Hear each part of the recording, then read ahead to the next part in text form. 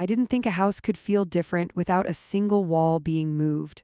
But that morning, as I stood in my own hallway, I felt it. The subtle, unsettling sense that something I had built my life around was quietly slipping out of my hands. Nathan stood near the kitchen doorway, shoulders slightly hunched, eyes fixed somewhere past me. He always did that when he didn't want to be responsible for what was coming next. Behind him, Brielle leaned against the counter, perfectly relaxed, scrolling on her phone as if this were just another ordinary conversation. "We've been talking," Nathan said. That sentence has a way of preparing you for disappointment. He explained it slowly, carefully, like someone trying not to set off an alarm. Brielle had given up her apartment. It didn't make sense to waste money on rent. Living together for a little while would help them save. It was practical. Logical, temporary. I nodded, listening. I didn't interrupt. I had learned long ago that people reveal more when you let them talk. Then Brielle finally looked up. "It won't change much for you," she said with a polite smile. "We'll just need to reorganize a few things so the space works better." Reorganize, such a harmless word for something that felt far heavier. I asked the obvious question. "For how long?" Nathan hesitated. Brielle answered instead. "We'll see how it goes." That was the first moment I understood this wasn't a request. Before I continue, if stories about real life, hard choices, and quiet strength matter to you, please like this video and subscribe. It helps these stories reach people who might need them more than they realize. Now let me take you back to the moment I realized the wedding hadn't just changed their lives. It had changed mine. I'm Clara, mid-60s, widowed. This house wasn't an inheritance. It wasn't luck. It was decades of discipline, of choosing responsibility over ease, of holding my life together after my husband died and silence filled the rooms he once occupied. Nathan grew up here. Every mark on the wall, every repaired hinge, every replaced roof tile, I remember them all. So when Brielle began referring to the living room as our space and the master bedroom as a little big for one person, I felt something tighten in my chest. Not anger, awareness. One evening, barely a month after the wedding, Nathan sat across from me at the table. Brielle stood behind him, resting her hands lightly on his shoulders. "We think it makes sense if we take the larger bedroom," Nathan said. "You don't need all that space." I waited. "And of course," Brielle added smoothly, "you can stay. The guest room is perfectly fine." Stay, as if I were the visitor. Nathan cleared his throat again. "As long as things stay peaceful." That was when he said it, calmly, without malice, without hesitation. "If you behave, you can stay in the guest room." The words didn't echo, they didn't explode, they simply settled. In that moment, I understood something essential. They weren't planning around me. They were planning over me. I didn't raise my voice. I didn't ask whose name was on the deed. I didn't remind Nathan of the years I had carried responsibility alone. I smiled faintly and said I needed some air. When I came back, furniture had already been shifted. Measurements were being discussed. The guest room door stood open, empty, waiting. That night I sat on the edge of my bed, still my bed, and listened to their voices through the walls. Confident, certain, already settled into decisions I hadn't agreed to. The next day, Brielle asked about spare keys. "For safety," she said. Nathan didn't look at me. That was the moment I stopped trying to be understood. Instead, I observed. I noticed how Brielle spoke in terms of we and ours. How Nathan stayed quiet when silence benefited him. How my home slowly began to feel like a place I needed permission to exist in. And that was when I did the only thing that still made sense. I picked up my phone. And I called Elaine. I didn't explain everything. I didn't dramatize. I simply said, "I need to know what my options are." There was a pause on the other end. Then Elaine's calm, steady voice answered, "Tell me what's happening." And for the first time since the wedding, I felt grounded again. Because when people believe you're powerless, they become careless. And carelessness has consequences. The first week after that conversation passed in a strange, muffled way, as if the house itself was holding its breath. Nathan and Brielle didn't move in all at once. They didn't announce a date or make a ceremony of it. Instead, they drifted in slowly, piece by piece, the way something permanent often does. A suitcase appeared in the hallway one morning. A row of shoes lined up by the door the next. Brielle's shampoo replaced mine in the shower without a word. None of it was discussed.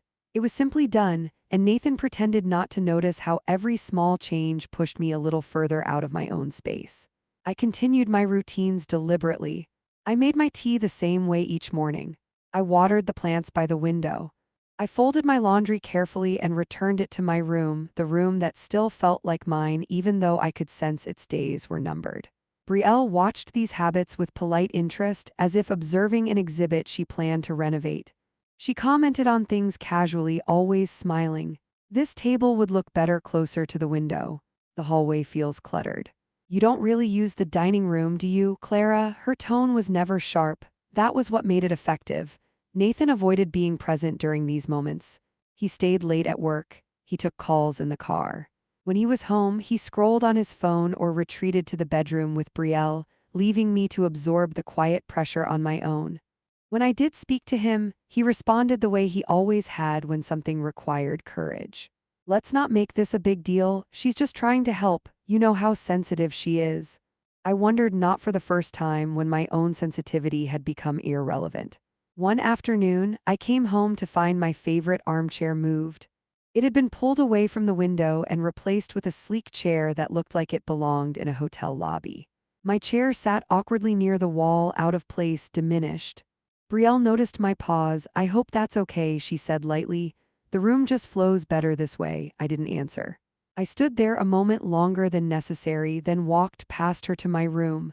Inside, I closed the door and sat on the edge of the bed, hands folded in my lap, feeling the truth settle with quiet certainty. They were not adjusting to me. They were adjusting me out. That evening, Nathan mentioned they had ordered a bed, a larger one. It would be delivered the following week. Brielle smiled across the table as if waiting for approval. I asked where it would go, though I already knew. She answered without hesitation, the main bedroom, of course. The word main lingered between us. Nathan kept his eyes on his plate. Later that night, I called Elaine again. I didn't raise my voice. I didn't dramatize. I described facts. The gradual changes, the assumptions, the language. Elaine listened carefully, occasionally asking precise questions. Whose name is on the deed? Are there any written agreements? Have you given permission, explicit or implied? When I said no, there was a pause. Then she said something that stayed with me. Silence is often mistaken for consent. The next morning, Brielle asked about the filing cabinet in the study. She needed space for paperwork, wedding documents. Insurance. She said it made sense to consolidate. I told her I would think about it. She smiled again, that same composed smile, and said, of course. Take your time. We're family now, family. The word was being used like a lever. Over the next few days, more things shifted. A calendar appeared on the refrigerator with color-coded notes I hadn't written. The pantry was reorganized, so my staples were moved to the back. Brielle labeled shelves. She labeled drawers. She labeled the linen closet. Each label felt like a quiet claim. Nathan never objected. When I asked him privately if this was temporary, he sighed and said, "Why are you resisting this so much? We're just trying to build a life." I didn't answer him then. I was too busy understanding something else. Resistance wasn't what frightened them. Clarity was. On the fourth day, Brielle suggested we talk about finances. Just casually, she said, household contributions. Shared expenses? She framed it as fairness, as modern thinking. I asked what she meant. She explained that since they would be occupying most of the house, it made sense to adjust how things were handled. Utilities, groceries, maintenance. She didn't say rent. She didn't have to. The implication hung neatly in the air. Nathan nodded along, uncomfortable but compliant. That night, I couldn't sleep. I lay awake listening to their voices through the wall, planning, laughing, discussing furniture layouts and weekend trips. My name never came up, not once. I realized then that they were already imagining the house without me. I was a detail to be managed, not a presence to be considered. The following afternoon, I met Elaine in person. Her office was quiet, uncluttered, deliberate, much like her manner. I handed her the documents I had kept safe for years. She reviewed them carefully, her expression neutral. "Everything is very clear," she said finally. "You are the sole owner. There are no conditions, no shared interests, no transfer of rights." I asked her what that meant in practical terms. She folded her hands and spoke plainly. "It means no one can claim authority here without your consent. It also means you should decide how long you intend to give it." When I returned home, the house felt louder, though no one was speaking. Brielle was on a call in the living room discussing delivery times. Nathan was nowhere to be seen. I walked into my room and closed the door gently. I didn't cry. I didn't panic. I began to plan. That evening, Brielle announced they would start using the study as a shared workspace. I nodded. Nathan glanced at me, perhaps searching for a reaction. He didn't find one. I asked a single question instead. When did you decide that? Brielle answered smoothly. We talked about it. It just makes sense. Later, as I washed my cup in the sink, I noticed my house keys were no longer on the hook by the door. I asked Brielle where they were. She said she had moved them to the drawer so they wouldn't get lost. I opened the drawer. Inside were two new key copies I didn't recognize. My hands stilled. Nathan appeared in the doorway, eyes flicking to the drawer, then away. That night, I slept with my door locked. By the end of the week, the guest room had been measured. Brielle mentioned paint samples. Nathan told me they would help move my things when the time came. He said it gently, as if offering kindness. I thanked him and went to bed early. The next morning, I woke with a clarity I hadn't felt in months. I dressed carefully. I packed a small folder into my bag. I looked around my room, not with sadness, but with assessment. I knew exactly what this was now. It wasn't a misunderstanding. It wasn't growing pains. It was a quiet transfer of power carried out through politeness and avoidance. And I had allowed it long enough. By the next Monday, the house no longer felt like it belonged to me in practice, even if it still did on paper. The air carried a sense of inevitability, as though a decision had already been made and I was simply the last to be informed. Brielle moved through the rooms with growing confidence, speaking to delivery drivers, scheduling consultations, discussing changes as if she were already the authority. Nathan followed her lead not because he was convinced, but because it was easier than questioning her momentum. I watched all of this quietly, noting not just what they did, but how they did it. No shouting, no threats, just assumptions layered carefully on top of my silence. That morning, Brielle announced that the guest room would be cleared by the weekend. She said it while pouring coffee, her tone conversational, almost kind. It would be easier if we didn't rush you, Clara. Take a few days to decide what you want to keep in there. The rest can go into storage. I asked whose storage. She smiled as if I were missing something obvious. Ours. Nathan nodded, still avoiding my eyes. I realized then that they had already framed my life as something temporary, something that could be boxed up and set aside without much thought. I spent the afternoon going through old papers, not because I needed to, but because I wanted to remember. Deeds, receipts, letters, the quiet evidence of years lived deliberately. Every document reminded me that I had built this life carefully, without shortcuts, without entitlement. When Nathan came home early that day, he found me at the dining table with folders spread neatly before me. He hesitated, then asked what I was doing. I told him the truth, getting organized. He relaxed immediately, mistaking preparation for compliance. Good, he said, that will make things easier for everyone. That evening, Brielle invited her sister over without asking. They walked through the house discussing potential renovations, stopping in doorways, gesturing at walls, speaking as if I were invisible. When I cleared my throat, Brielle turned to me with that polished smile. We're just brainstorming, nothing serious. I nodded and returned to my seat, letting them continue. I wanted them comfortable. I wanted them confident. The next day, I noticed the filing cabinet in the study had been emptied. My documents were stacked on the desk, rearranged, some misfiled.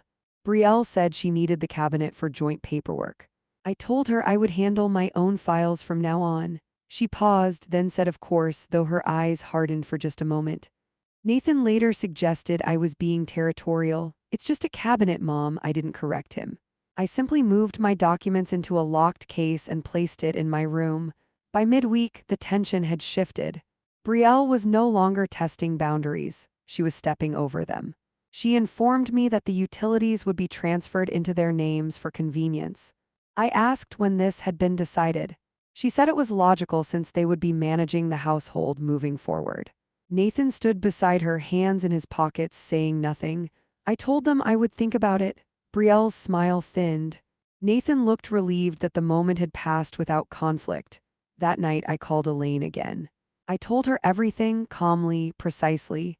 She listened, then said something that crystallized the situation in a way I couldn't ignore. They are behaving as though ownership is a formality. It isn't, it's authority. And authority only works when it's enforced. I asked her what enforcement looked like. She didn't rush her answer. It looks like clarity. It looks like documentation. And sometimes it looks like action before permission is requested. The following afternoon, Brielle left brochures on the kitchen counter. Storage companies, senior living communities. I picked one up, read it, and placed it back exactly where it had been. When Nathan came home, he mentioned it casually. Brielle was just looking at options. Long-term planning. I asked him if he believed I was planning to leave. He hesitated too long. That was answer enough. On Thursday, I noticed something that removed any remaining doubt. The lock on the back door had been adjusted. Not changed, but loosened as if someone had tested it. I asked Nathan about it. He said he didn't know. Brielle said maintenance probably did it. I knew better. That night, I placed my documents in my bag and slept with it beside the bed. Friday morning, I left early and went straight to Elaine's office. I didn't sit this time. I stood while she reviewed the paperwork again, confirming what she already knew. Everything is in your name. There is no ambiguity. I asked her what would happen if I asserted that fact directly. She met my eyes. Then they would have to respond to reality instead of assumptions. I asked her to prepare whatever was necessary. She nodded and said she would have it ready by Monday. When I returned home, Brielle was measuring the hallway. She looked up, surprised to see me so early. I asked her what she was doing. She said they were planning to install shelving. I asked who had approved it. She replied that Nathan had. I called him into the room and asked him directly. He looked between us, uncomfortable, then said it seemed reasonable. I thanked him for his honesty and told them both that no changes would be made without my consent. Brielle's expression shifted, not to anger, but to calculation. That evening, Nathan tried a different approach. He spoke softly, as if managing a fragile situation. "We don't want this to be hard for you. We're just trying to build a future." I told him I understood. Then I told him something else. This is my present, and I won't have it negotiated away quietly. He didn't argue. He simply looked tired. The next morning, Brielle announced that movers would be coming the following week to bring in additional furniture. I asked her where it would go. She said they would make space. I asked again, more slowly. She sighed and said we could discuss it later. I said we would discuss it now. Nathan watched the exchange with visible discomfort. Brielle folded her arms. I told them both that no movers would enter the house without my approval.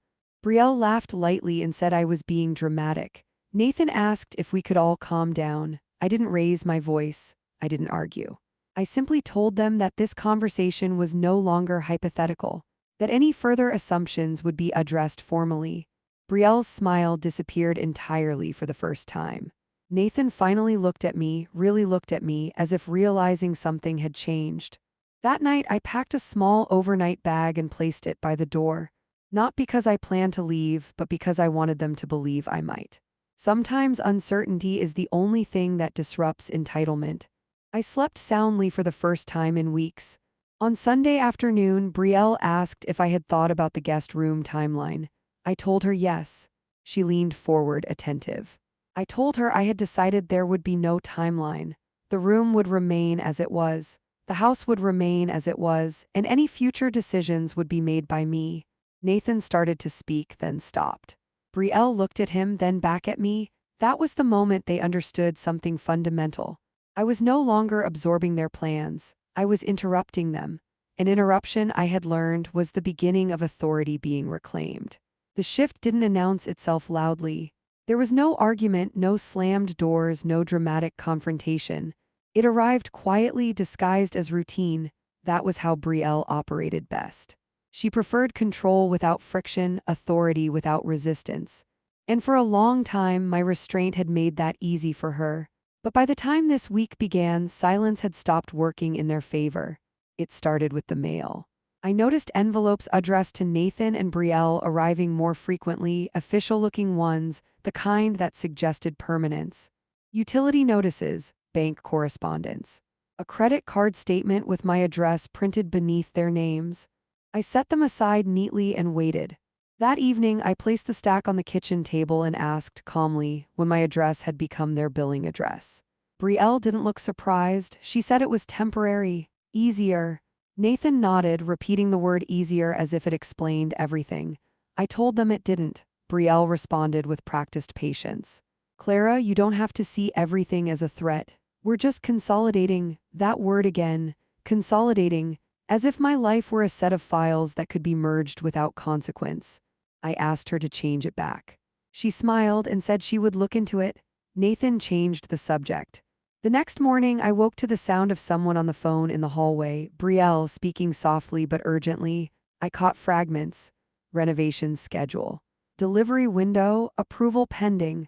I waited until she finished, then asked who she had been speaking with. She hesitated, then said it was nothing final, just exploratory. I asked if she had scheduled anything. She said not officially.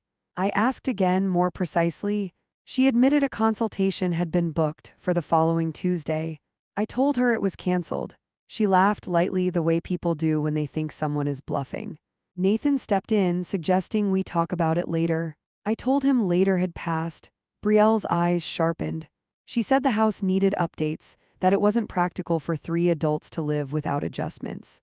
I reminded her that I had lived there alone for years without difficulty. She said this was different. I asked how. She said because they were married now. That was the first time she said it directly, as if marriage had rewritten the hierarchy. As if a ceremony had transferred authority. I didn't argue. I simply told her that marriage didn't change ownership. She looked at Nathan. He looked away. By Wednesday, the atmosphere had hardened. Brielle stopped pretending her plans were suggestions. She spoke in statements. We'll need the study cleared. We're thinking of repainting. The guest room really should be converted. Each sentence landed like a test, waiting to see if I would push back. I didn't raise my voice. I corrected her. Quietly, each time. No, that won't happen. No, that isn't decided. No, this house isn't shared in that way. Nathan started avoiding the house, staying late at work, taking calls in the driveway. When he was present, he acted as if neutrality were a virtue. He wasn't choosing sides, he said. He just wanted peace. I told him peace built on avoidance doesn't last. He didn't respond. Thursday evening brought the moment I had been expecting. Brielle announced casually that they had invited friends over for dinner the following night. I asked how many. She said 4. I asked where they planned to sit. She gestured around the room as if it were obvious. I asked why I hadn't been told. She said she assumed it was fine. After all, it was their home now too. I stood very still. Nathan froze. Brielle realized immediately she had overstepped, but instead of retreating, she doubled down. We live here. We host here. That's normal. I asked her to repeat what she'd said. She didn't. Nathan tried to mediate, suggesting we all calm down. I told him calmly that there would be no guests.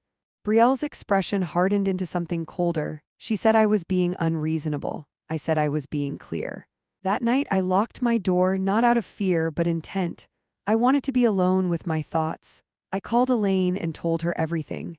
She listened, then said something that stayed with me long after the call ended. People escalate when they believe time is on their side. They rush when they sense it isn't. Friday morning, I made my own move. Quietly, deliberately. I went to the bank and confirmed that every account tied to the house remained solely mine. I updated my mailing preferences.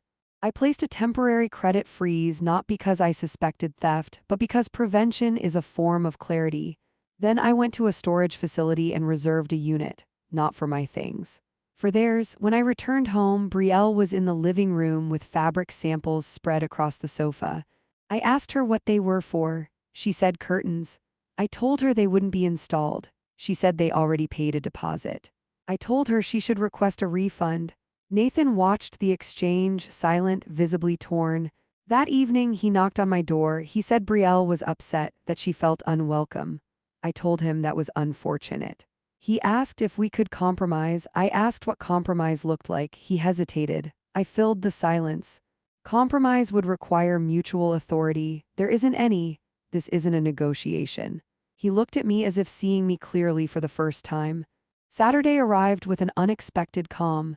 Brielle barely spoke to me. Nathan stayed out most of the day. I used the time to prepare. I organized my documents. I photographed the condition of the house. I wrote a list not of grievances but of facts, ownership, residency, boundaries. Facts are difficult to argue with. That evening, Brielle approached me with a new tone, softer, almost conciliatory.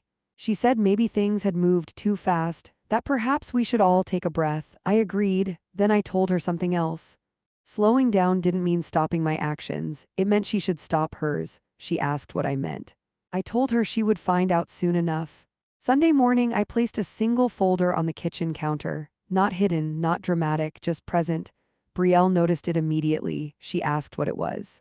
I told her it was documentation. She asked documentation of what? I said of reality. Nathan entered the room and sensed the shift immediately. That was the moment the balance changed. They still didn't know what I planned. But they understood something important. I was no longer reacting. I was preparing. And preparation, I had learned, was far more unsettling to entitlement than any argument ever could be. By Monday morning, the house had settled into a tense kind of quiet. Not peaceful, not calm, just watchful. Every movement felt measured. Every sound carried meaning. Brielle moved through the rooms as if she were testing boundaries with her footsteps alone. Nathan avoided eye contact entirely. He spoke only when spoken to, and even then his answers were vague, non-committal, carefully neutral. I had stopped trying to interpret their moods. That was a luxury I could no longer afford. Instead, I focused on timing. Timing matters more than emotion. Emotion invites debate, timing ends it. The first thing Brielle did that morning was rearrange the entryway. A small thing, but intentional. My coat rack was moved aside. A new console table appeared, sleek and narrow, clearly purchased without discussion. I didn't comment. I simply watched. She wanted reaction. I gave her observation. Nathan left early, too early. He muttered something about work, grabbed his keys, and was gone before I could reply. That told me something important. He knew what was coming. Or at least suspected it. People don't flee calm situations. They flee inevitability. By mid-morning, I made the call, not the one Brielle expected, not a confrontation, not a warning. I called Elaine. I didn't ask questions this time. I gave instructions. She listened, then said one sentence that confirmed everything. "All right, Clara, we'll proceed today." When I ended the call, I felt no surge of adrenaline, no relief. Just steadiness, the kind that comes when you stop wondering what might happen and start knowing what will. The afternoon unfolded slowly, too slowly for Brielle. She hovered, asked questions that weren't really questions. "Did you need anything today? Are you going out? You seem busy," I answered politely, minimally. She eventually retreated to the bedroom she now referred to as ours. At 3:30, the doorbell rang. Brielle was the one who opened it. I heard her voice change immediately, that polite but controlled tone she used with outsiders. I stepped into the hallway just as Elaine introduced herself. Brielle blinked. She hadn't expected a lawyer, especially not one who spoke with certainty rather than curiosity. Elaine didn't look around, didn't comment on the house. She shook my hand and asked if we could sit at the dining table. Nathan arrived moments later, clearly summoned by Brielle's text. He froze when he saw Elaine. His shoulders tightened. He knew exactly what this meant. Elaine opened her folder, not dramatically, methodically. She laid out documents in a neat line, each page aligned. Deeds, property records, residency clarifications, notices prepared but not yet filed. Brielle's expression shifted from confidence to calculation. Nathan looked like he wanted to disappear. Elaine spoke calmly. "This property is solely owned by Clara. There is no shared ownership, no implied transfer, no spousal claim. Any alterations, renovations, or changes made without her consent carry legal consequences." She paused, then added, "Continuing as you have been would be unwise." Brielle laughed softly. A reflex. She said this was a misunderstanding. That they had only been settling in. Elaine didn't respond to her tone. She responded to her words. "Settling in requires permission. You don't have it." Nathan finally spoke. He asked what this meant. Elaine answered simply. "It means Clara decides how this house is used. It means you are guests. It means any attempt to assert authority here can be challenged immediately." The room felt smaller. Brielle's smile vanished. She asked how long they had. Elaine said that depended on their cooperation. Brielle turned to me. Her eyes searched my face for hesitation. She found none. I told them they had 30 days, not as a threat, as a courtesy. Elaine nodded, confirming the timeline. Brielle stood up abruptly. She said they had nowhere else to go. I told her that wasn't my responsibility. Nathan looked at me then, really looked, as if seeing the full weight of my resolve for the first time. Elaine gathered her papers and stood. She said she would be in touch. Before leaving, she turned to Brielle and said one final thing. "Politeness does not replace permission."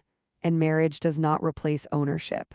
After she left, the silence was absolute. No one moved, no one spoke. Eventually, Brielle broke it. She accused me of humiliating her. I told her I hadn't raised my voice once. She said I had gone behind their backs. I told her I had acted within my rights. Nathan tried to mediate again. I stopped him. This isn't a discussion, Nathan. It's a transition. That night, Brielle packed an overnight bag. She said she needed space. Nathan followed her out without a word. The door closed behind them. The house exhaled, not with relief but with finality. I sat at the dining table long after dark. The documents still laid out neatly where Elaine had placed them. For the first time in weeks, nothing felt unstable. Nothing felt negotiable. I didn't win anything that day. I reclaimed it. And that, I knew, was only the beginning. The house felt different the morning after Brielle and Nathan left. Not empty, not peaceful in the sentimental sense. It felt reclaimed, like a space that had been holding its breath and finally released it. I woke early, earlier than usual, not because I was anxious, but because my body no longer needed to brace itself before the day began. That alone told me everything had changed. I moved through the rooms slowly, deliberately, noticing details I hadn't had the energy to register before. The way the light entered the kitchen at a sharper angle than I remembered. The faint creak in the hallway floorboard near the window. The smell of the house itself, something familiar and grounding that had been drowned out by tension for weeks. There were signs of their presence everywhere, of course. Brielle's throw pillow on the couch. A scented candle she liked in the bathroom. Nathan's shoes by the door. I didn't rush to remove them. This wasn't about erasing them. It was about restoring order, and order requires patience. Around mid-morning, my phone rang. Nathan. I let it ring twice before answering. His voice sounded careful, rehearsed. He said they had gone to stay with a friend for a few days. He asked if we could talk later. Not now. Later. I told him we could speak when he was ready to listen, not when he was trying to soften consequences. He didn't argue. That was new. After the call, I made another one. Elaine. I asked what the next steps would be if they decided to resist. She said everything was already in motion. Documentation filed. Timelines established. Boundaries formalized. She reminded me that clarity is most effective when it's consistent. Don't explain more than necessary, Clara. You've already said enough. By noon, Brielle returned alone. She didn't knock. She used her key. That told me she believed something still belonged to her here. I met her in the hallway. She froze when she saw me. The look on her face wasn't anger. It was recalculation. She said she just needed to grab a few things. I nodded and stepped aside. She moved quickly, avoiding my eyes, gathering items from the bedroom, the bathroom, the living room. She paused near the bookshelf. One of my books was missing. She had taken it. I said nothing. Ownership isn't always worth reclaiming. Authority is. As she headed toward the door, she stopped. She said she felt blindsided, that she thought we were moving toward something cooperative. I asked her when she had ever asked me what I wanted. She didn't answer. She said she thought marriage meant partnership. I told her marriage does not dissolve boundaries it never earned the right to cross. She accused me of choosing control over family. I corrected her. I chose self-respect over silence. There's a difference. She left without another word. That afternoon, I changed the locks, not out of spite, out of necessity. Elaine had advised it. The locksmith was professional, efficient, unconcerned with the emotional weight of the moment. When he handed me the new keys, they felt heavier than metal. They felt final. I spent the rest of the day restoring small things. Putting my coat rack back where it belonged, removing the console table, opening windows, reclaiming corners that had been quietly overwritten. I didn't rush. There was no one watching anymore. In the evening, Nathan returned. He stood on the porch empty-handed. When I opened the door, he didn't step forward. He asked if he could come in. That alone told me the power dynamic had shifted. I said yes. We sat at the kitchen table. The same table where so many quiet concessions had once been made. He apologized, but not fully. He said he hadn't meant for things to escalate. He said Brielle had strong opinions.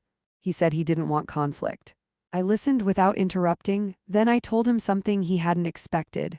Avoiding conflict is still a choice, Nathan, and it always sides with the louder person.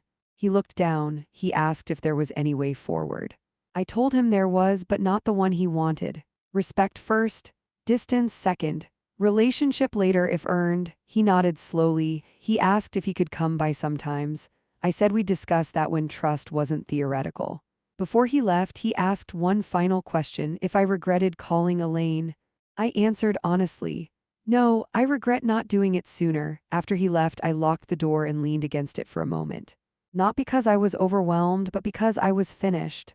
Finished explaining, finished negotiating, finished shrinking.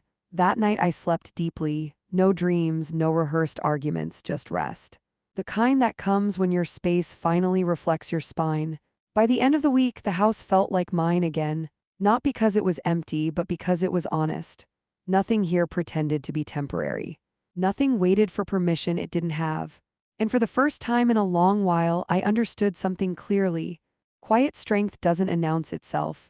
It rearranges everything around it until resistance has nowhere left to stand. The days after Nathan's visit unfolded quietly, not with relief, but with clarity. I noticed how often I had once measured my movements around the possibility of disruption, how I used to soften my tone in my own home, how I delayed decisions because I feared being called difficult. That awareness stayed with me as I returned to ordinary routines. I made breakfast without listening for footsteps. I read in the afternoon without interruption. I rearranged a shelf simply because I wanted it different. These were small acts, but they carried weight. Each one reminded me that autonomy doesn't arrive all at once. It accumulates through permission given back to oneself. On the third day, Elaine called to confirm everything was finalized. There were no loose ends, no technical vulnerabilities. She told me I had handled things with restraint, that many people mistake restraint for weakness, but legally and emotionally, it is often the strongest position. I thanked her not with relief but with recognition. She had been right from the beginning. Authority does not need to be loud to be final. That afternoon, I found a note on the porch. Nathan had stopped by while I was out. He hadn't tried the door, he left the note instead. It was brief. He said he was thinking. He said Brielle was angry. He said he didn't know what came next. I folded the note and placed it in a drawer, not as evidence but as a marker. Distance reveals things conversation never does. A few days later, Brielle sent a message. It was polite on the surface, carefully worded, filled with phrases that sounded conciliatory without conceding anything real. She said she felt misunderstood. She said she never intended to disrespect me. She said emotions had been high on all sides. I read it once, then again, then I didn't respond. Silence is not avoidance when there is nothing left to clarify. By the end of the week, neighbors began to ask questions. They had noticed fewer cars, quieter evenings. I didn't offer explanations. I said only that things had changed. People understand more than we think when we stop narrating our own boundaries. One evening, Nathan called again. This time his voice sounded different, not defensive. Tired, he asked if we could meet somewhere neutral, a cafe perhaps. I agreed, not because I owed him reassurance, but because distance had created a space where truth might finally enter. When we sat down, he didn't start with excuses. He started with confusion. He said he hadn't realized how much he had let someone else steer his decisions. He said he thought staying neutral kept the peace. I told him neutrality only protects the person applying pressure. It never protects the person absorbing it. He asked if I believed Brielle had meant harm. I said intent matters less than impact. Control often arrives dressed as helpfulness. He asked if I would ever allow things to return to how they were. I said no, there is no returning to a structure that required my silence to function. He nodded slowly. He didn't argue. That too was new. After we parted, I walked home alone, not weighed down by sadness but grounded in certainty. I realized something important during that walk. I had spent years believing that maintaining connection required compromise on dignity. I was wrong. The connections worth keeping are strengthened by dignity, not threatened by it. Weeks passed. Brielle stopped messaging. Nathan called less frequently, but when he did, his tone shifted. He asked questions instead of making assumptions. He listened more than he spoke. We spoke about neutral things at first, weather, work. Small updates. I let the relationship reset itself at a distance that felt safe, not punitive, protective. One afternoon, I caught my reflection in the hallway mirror and paused. I looked steadier. Not happier in the superficial sense, but aligned. There was no performance left in my posture, No apology waiting behind my eyes. That mattered more than reconciliation. People often say family is everything. What they mean is family is familiar. But familiarity without respect becomes entitlement. And entitlement corrodes love faster than absence ever could. By choosing space, I had not lost my son. I had refused to lose myself. That distinction settled something deep inside me. As autumn approached, the house felt settled in a way it never had before. Not quieter because others were gone, but quieter because nothing inside me was resisting anymore. I understood now that strength is not proven in confrontation, but in consistency. In holding the same line whether someone is watching or not. In choosing peace that does not require permission. And as I turned off the lights that night and locked the door, I didn't feel alone. I felt intact. The final weeks of the season passed without ceremony, and that, I learned, was the point. No dramatic reconciliation, no final confrontation, just a gradual settling into a life that no longer required explanation. I woke earlier than I used to, not out of obligation, but because my body seemed to recognize that the house belonged to me again in a way it hadn't for years. Mornings became slower. I lingered over coffee. I opened windows simply because I liked the light. There was a quiet satisfaction in making decisions that affected no one but myself. One afternoon, Elaine stopped by to drop off the last copies of paperwork. She didn't stay long. She never did. She handed me the envelope, asked how I was feeling, and nodded when I said I was well. Not relieved, not triumphant. Well, she told me something before she left that stayed with me. She said most conflicts don't end when one side wins, they end when one side stops participating. I understood then that what I had done wasn't an act of defiance. It was an act of withdrawal from a dynamic that demanded my erosion. After she left, I placed the envelope in the cabinet where I keep important documents, not with anxiety but with finality. It no longer represented protection, it represented closure. Nathan came by one last time before winter. He asked in advance. He waited until I said yes. Those details mattered. When he arrived, he stood on the porch longer than necessary, as if unsure where the threshold truly was. I invited him in. We sat at the table. There was no tension, but there was caution. He spoke about work. About how things with Brielle were strained, how she felt embarrassed, how she believed everything had escalated unnecessarily. I didn't interrupt. When he finished, I told him calmly that escalation happens when boundaries are ignored repeatedly, not when they are finally enforced. He didn't argue. He asked if I missed how things used to be. I thought about it carefully before answering. I said I missed who I thought I was supposed to be, not who I actually was in those moments. He nodded, and for the first time, I saw him absorb something without immediately trying to smooth it over. Before he left, he asked what I wanted going forward. The question surprised me. I said I wanted honesty without pressure. Contact without expectation, time without debt. He said he could try. I told him trying wasn't required, only consistency. He left quietly. Brielle never returned. She sent one final message weeks later, brief and carefully neutral, saying she hoped time would soften things. I didn't respond. Softness is not the same as surrender, and I had learned to tell the difference. As the year turned, I found myself thinking less about what had happened and more about what had been revealed. I noticed how easily power disguises itself as practicality, how often politeness is used to move people aside without resistance. I noticed how long I had believed that keeping peace meant keeping quiet. That belief no longer lived here. The house itself seemed to reflect that shift. It felt lighter. Not because it was emptier, but because nothing inside it was being rearranged against my will. Friends visited more often. Conversations were unguarded. Laughter came without calculation. I took up small projects. A chair repaired. A corner repainted. Not because it needed fixing, but because I wanted to leave a mark that answered only to me. One evening, as I stood in the doorway watching dusk settle across the street, I realized something else had changed. I no longer felt the need to justify my choices, even internally. There was no internal debate running in the background, no rehearsed explanation waiting in case someone questioned me. That silence was the clearest evidence of freedom I had ever known. People often expect resolution to arrive as forgiveness or reconciliation. Sometimes it does, but sometimes resolution arrives as peace without permission. as a life that no longer bends to be palatable. I didn't rebuild my relationship with my son by returning to what was familiar. I rebuilt it by refusing to disappear within it. Whether it lasts or not is no longer something I measure daily. What remains, regardless, is me, whole, present, unnegotiated, and that, I've learned, is not something anyone can take unless I hand it over willingly.